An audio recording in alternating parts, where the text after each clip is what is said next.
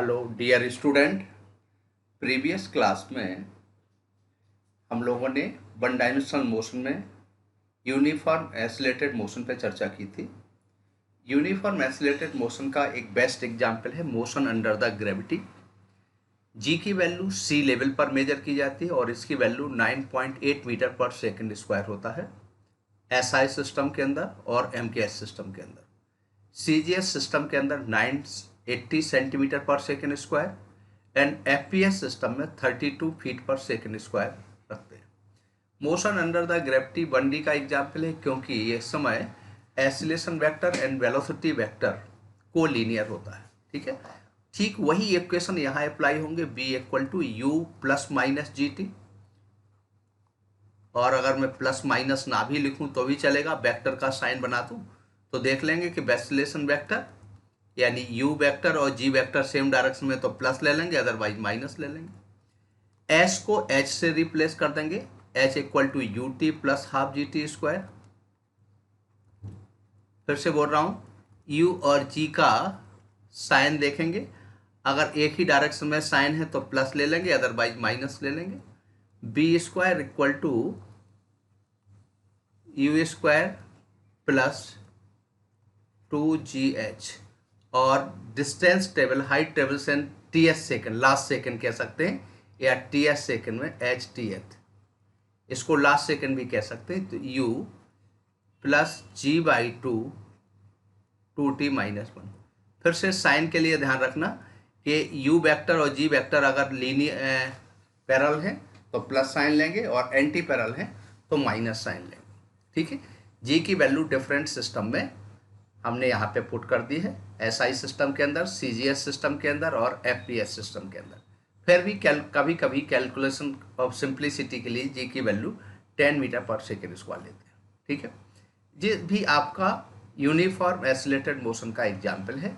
यहाँ पर जी की वैल्यू जनरली हम कांस्टेंट रखते हैं, हालांकि जी भी आपको आगे पढ़ाएंगे जब ग्रेविटेशनल का टॉपिक तो देखेंगे कि जी की वैल्यू भी हाइट के हिसाब से, डेप्थ के हिसाब से या अर्थ के डिफरेंट प्लेस पर डिफरेंट होती है, पर वो अभी उस टॉपिक का पार्ट नहीं है। ठीक है, अब इस पर बेस्ड एक आध एग्जाम्पल लिख रहे हैं, यहाँ तक तो कोई दिक्कत नहीं। यहाँ पे प्लस माइनस साइन का दिमाग में रहेगा, यू वेक्टर और जी वेक्टर की डायरेक्शन सेम है तो प्लस आएगा और अपोजिट है तो माइनस लिख दोगे। ठीक है, अब हम इस पर नेक्स्ट देख रहे हैं, एक आध एग्जाम्पल ले रहे हैं इसमें।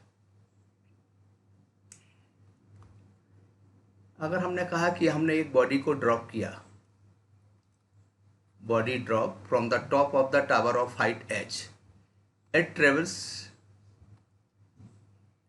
9h/25 in the last second। ये आपका कोई टावर है, यहाँ से एक बॉडी को ड्रॉप किया गया, कितने हाइट, टावर की हाइट कितनी दी गई यहाँ पे, ये टावर है और इसकी हाइट दी गई है h हाइट से एक बॉडी को हमने अभी यहाँ पे ड्रॉप किया, ये h हाइट है और लास्ट सेकंड में बॉडी ने डिस्टेंस ट्रेवल करी 9h/25। लास्ट सेकंड ये हो गया मान लो, और इतना लास्ट सेकंड में डिस्टेंस ट्रेवल किया 9h/25 in the last second, 9h/25। Find out h। Question is very clear. Body drop from the top of the tower of height h, it travels 9h/25 in the last second, find out है।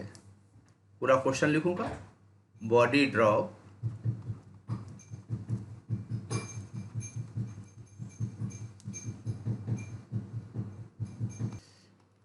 मैंने कहा कि body drop from the top of the tower of height h, it travels 9h/25 in the last second, find out h। Tower की height find out करना है, last second में इसने कितना डिस्टेंस कवर किया 9h/25। देखो यहाँ पे मैंने लिखा है कि लास्ट सेकंड में इसने डिस्टेंस ट्रेवल किया 9h/25, so find out h। 9h/25, find out height of the tower. Simplicity के लिए जी की वैल्यू 10 ले लेते हैं। ठीक है, अब बताओ क्या करना होगा। एक बॉडी को ड्रॉप किया तो बॉडी क्या होगा, जी डाउनवर्ड एक्ट करेगा और वेलोसिटी भी डाउनवर्ड ही होगा। हालांकि यू तो जीरो है तो पहले बताओ कि कौन सा इक्वेशन लिखा जाए। तो सॉल्यूशन लिख रहे हैं तो h इक्वल टू क्या लिखा जाएगा, half g t square. h equal to half, suppose करो बॉडी को बॉटम मोस्ट पॉइंट तक जाने में t टाइम लगा, तो h equal to half g t square. Last second में डिस्टेंस कवर किया 9h/25 इक्वल टू कितना होगा, g/2 2t-1।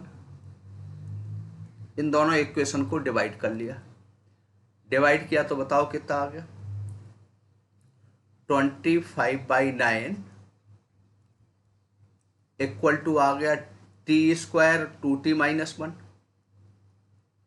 इसको सॉल्व किया आपने, जब इसको सॉल्व किया तो आपको पता चल जाएगा t की वैल्यू कितनी आ जाएगी, 2t-1। इसको सॉल्व किया तो t आ गया 5 सेकेंड। इसमें 5 की वैल्यू पुट कर दोगे तो कितना आ जाएगा, हाफ 10 × 5 का square 125 metre. Is it clear. जी इस तरीके से क्वेश्चन को सॉल्व किया जाएगा।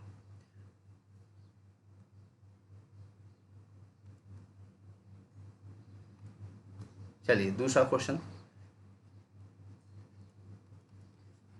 एक इंक्लाइन प्लेन ले रहा हूं, बंटी का ही एग्जाम्पल ले रहा हूं, जो कोई इंक्लाइन प्लेन है।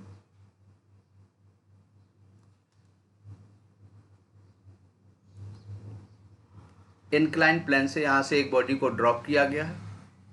इस इंक्लाइन प्लेन की हाइट h है। इंक्लाइन प्लेन की हाइट h है, यहां से बॉडी को ड्रॉप किया गया, बॉटम मोस्ट पॉइंट तक आने में टाइम लगा। ये फर्स्ट बॉडी है, यहाँ से इसको ड्रॉप किया गया और ऐसी बॉडी को बॉटम मोस्ट पॉइंट तक आने में t1 टाइम लगा। एक बॉडी सपोज करो ये फर्स्ट है, सेकेंड बॉडी को यहाँ से रिलीज किया गया, उसकी भी इनिशियल वेलोसिटी है, और इस बॉटम मोस्ट पॉइंट तक आने में, यहाँ तक आने में जो टाइम लगा वो t2 लगा। कितना टाइम लगा, यहाँ से यहाँ तक आने में t2 टाइम लगा। तो t1 t2 में रिलेशन बताना है एक। और जब फर्स्ट बॉडी बॉटम पे आएगी तो वेलोसिटी अटेंड करी से v1, second body bottom most point पे आ रही तो वेलोसिटी अटेंड करी v2। सो v1 v2 में क्या रिलेशन होगा, पहला है relation between v1 and v2, relation between v1 and v2। Question clear है। दो बॉडी को simultaneously top of the incline plane से रिलीज किया गया है। फर्स्ट बॉडी वर्टिकली डाउनवर्ड आ रहा, second body along the incline आ रहा। बॉटम मोस्ट पॉइंट पर इनकी वेलोसिटी v1 v2 है और टाइम t1 t2 है। तो relation between v1 v2 option है पहला v1 मोर देन v2 होगा, v1 less than v2, C v1 equal to v2, D none of these. ये ऑप्शन है। अब देखो ये body motion under the gravity हो रहा, तो इसको यहाँ से यहाँ तक आने में पहली बॉडी को तो v1 स्क्वायर इक्वल टू कितना आएगा, b square equal to u square plus 2as, 0 का स्क्वायर, इनिशियल वेलोसिटी तो 0 है फर्स्ट की भी और सेकेंड की, 2a s लेसन है g और h आ गया। सेकेंड बॉडी के लिए करें तो v2 स्क्वायर इक्वल टू कितना आ जाएगा, 2as v2 square equal to कितना आ जाएगा, 2a कितना है इस डायरेक्शन में कंपोनेंट g साइन थीटा, और s की वैल्यू आ जाएगी h/sin थीटा। सॉल्व कर दिया तो ये भी 2gh आ गया। अगर फर्स्ट इक्वेशन और सेकंड इक्वेशन को कंपेयर करके देखें तो क्लियर है कि v1 इक्वल टू v2 आ जाएगा। So option C is correct. Is it clear. दूसरा तरीका एक और था सिंपल सा, जब आप हायर उसमें और आगे टॉपिक पे पहुंच जाओगे तो वर्क एनर्जी थ्योरम से करोगे तो 2 सेकंड भी नहीं लगेंगे, इसमें पोटेंशियल एनर्जी वही काइनेटिक में कन्वर्ट हो जाएगी, मास से तो कोई लेना देना नहीं है। सो वेलोसिटी केवल हाइट पे डिपेंड करेगी, दोनों की वर्टिकल हाइट बराबर है तो दोनों की वेलोसिटी भी सेम है।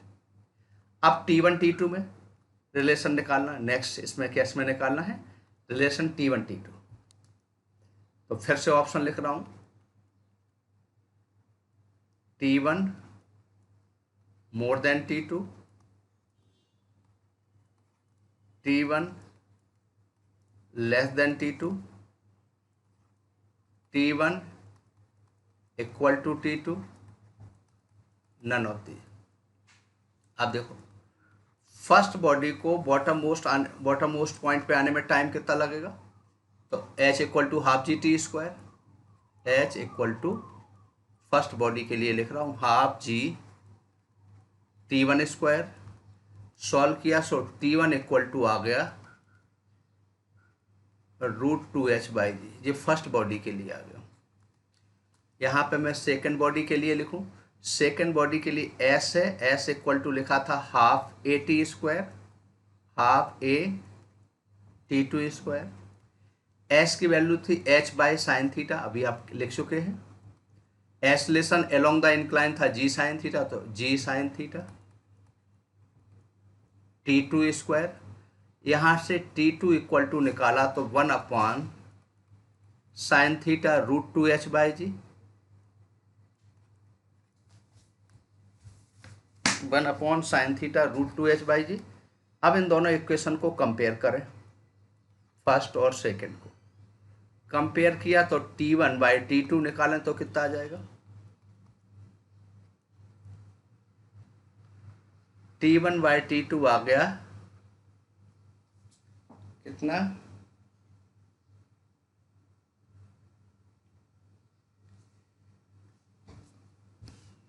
√2h/g sin थीटा आ जाएगा। और नेचुरल है यहाँ पर एज sin थीटा जो होगा वो लेस देन 1 होगा, सो T1/T2 भी लेस देन 1 होगा, इसका मतलब T1 लेस देन T2 होगा, ऑप्शन बी करेक्ट होगा। ठीक है, वैसे भी बिना सॉल्व करे, थोड़ा फिर से पीछे जा रहा हूँ, बिना सॉल्व करे देखना चाहते हैं तो देखो यहाँ पर एसलेशन ज़्यादा एक्ट कर रहा है और डिस्टेंस कम है तो टाइम कम लगेगा।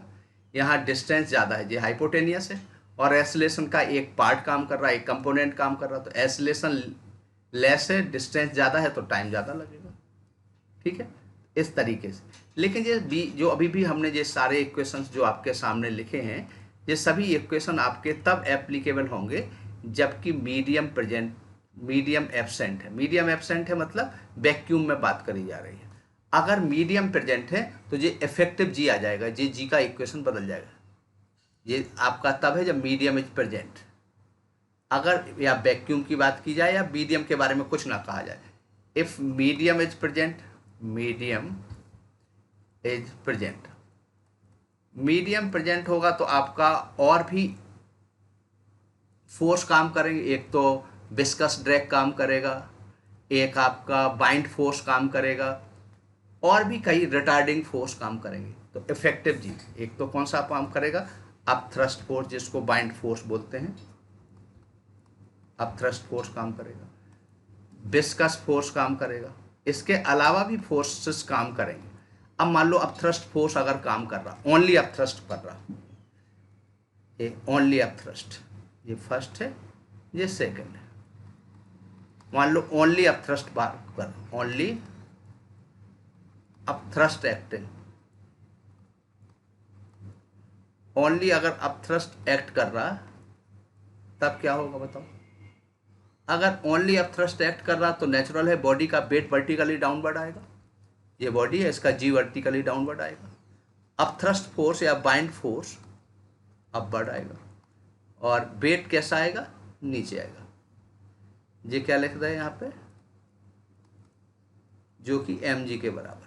ठीक है, तो नेट फोर्स अगर बॉडी वर्टिकली डाउनवर्ड कर रही तो नेट फोर्स कितना आएगा, एफ नेट कितना आ जाएगा, mg माइनस बाइंड फोर्स कितना आएगा, volume into density of medium into acceleration due to gravity. ये मीडियम का वो पार्ट है, वॉल्यूम का वो पार्ट है जो मीडियम के अंदर है, हालांकि यहाँ एयर में है तो पूरा ही पार्ट होगा। तो एफ नेट कितना आएगा, वॉल्यूम डेंसिटी अगर बॉडी की रो है g dash equal to V rho g minus V sigma g. Sigma है मीडियम की डेंसिटी, रो बॉडी की डेंसिटी है। नेक्स्ट स्लाइड पे लिख रहे हैं कि इफेक्टिव जी कितना आ गया आपका। इफेक्टिव जी आ गया g dash equal to g 1 minus sigma by rho. Sigma किसकी डेंसिटी है? मीडियम की। आप कह रहे होंगे कि इसके पहले तो आप जी लिखते थे, तो पहले मीडियम एब्सेंट था। अगर मीडियम एब्सेंट कर दें तो रो सिग्मा की वैल्यू 0 हो जाएगी। सिग्मा की वैल्यू तो जी डैश इक्वल टू जी होगा। अब यहाँ पे अगर इसमें देखें 3 बॉडी ड्रॉप करी जाए, एक आयरन बॉडी, एक कॉपर बॉडी, एक वुड बॉडी, तो नेचुरल है जिसकी डेंसिटी ज़्यादा होगी, जिसकी डेंसिटी ज़्यादा होगी उसका जी इफेक्टिव जी डैश क्या होगा? ज़्यादा होगा। फिर से लिख रहा हूँ, जिसकी डेंसिटी ज़्यादा होगी उसका जी डैश ज़्यादा होगा, और जिसका जी डैश ज़्यादा होगा उसके लिए वेलोसिटी ज़्यादा होगी। वेलोसिटी उसकी ग्रेटर होगी। वेलोसिटी ग्रेटर होगा तो उसको टाइम कम लगेगा। ये इक्वेशन से क्लियर है। जिस बॉडी की, मैं क्या कह रहा हूँ फिर से बोल रहा हूँ, जिस बॉडी की डेंसिटी ज़्यादा होगी, रो ज़्यादा होगा, उसका जी डैश क्या होगा? ग्रेटर होगा। और जिसका जी डैश ग्रेटर होगा उसको टाइम क्या लगेगा? कम। क्यों? अब इफेक्टिव टाइम निकालोगे, मान लो टी निकाला तो √2h बाई जी डैश आ जाएगा। नेचुरल है जी डैश जिसका ज़्यादा होगा उसका टाइम।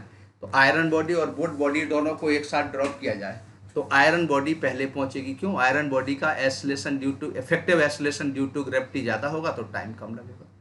तो जब बाइंड फोर्स वगैरह देखेंगे तो इफेक्टिव जी इस तरीके से निकालेंगे। इसमें भी 3-4 केस हो सकते हैं। इफेक्टिव जी के मामले में भी क्या केस हो सकता है? जी डैश इक्वल टू लिखा हमने अभी, जो फॉर्मूला आपके सामने ड्राइव किया, g dash equal to g 1 minus sigma माने मीडियम की डेंसिटी, रो माने जो बॉडी ड्रॉप की जा रही है उसकी डेंसिटी। इसमें अगर हम केस फर्स्ट कर दें तो बॉडी वर्टिकली डाउनवर्ड जाएगी, बॉडी डाउनवर्ड जाएगी with acylation ji dash.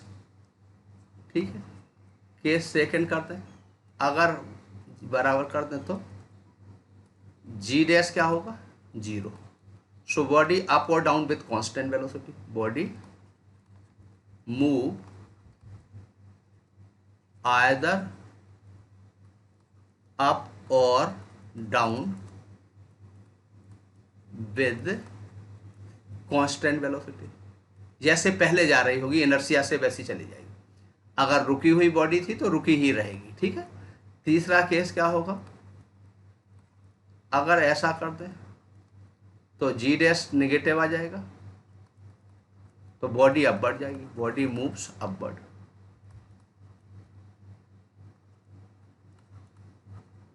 With g dash, जैसे बैलून वगैरह। ठीक है। चलो यहाँ तक के क्वेश्चन, इस पे बेस्ड बाइंड फोर्स पे नेक्स्ट क्लास में डिस्कशन करेंगे। ठीक है। चलिए, थैंक यू वेरी मच बेटा, अच्छे से वीडियो देख